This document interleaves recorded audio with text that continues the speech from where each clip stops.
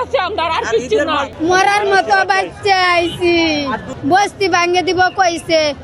আমার একটা ছেলে অগলে 11 মাস বাবা, আমার একটা ছেলে নাই দিলে দেন আমার একটা ভালো ধরবো।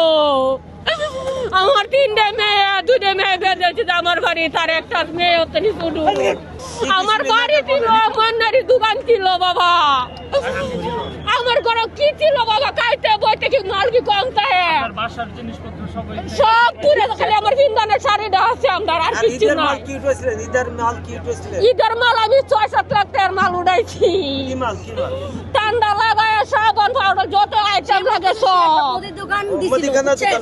মুদির দোকান সবে তো বাবা শেষ কতি আর কি, আমরা খালি মরার মতো বাচ্চা আইছি। আমরা কিবা দেখেন ফুইরে আমার তো লাগছে।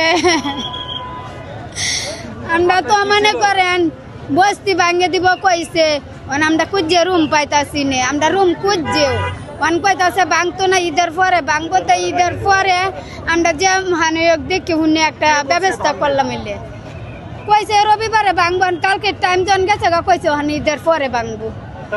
আমরা তো মনে করেন আমরা মনে করছি তাহলে ঈদের পরে, ঈদটা যখন সামনে তার ভাঙতো না। এখন যে আজকে গজব চাইরে দিব খেলা জানে বাবা, মানে সরকারের লোকের তো আইছে বেকু মেকু লইয়া ভাঙবো কইছে।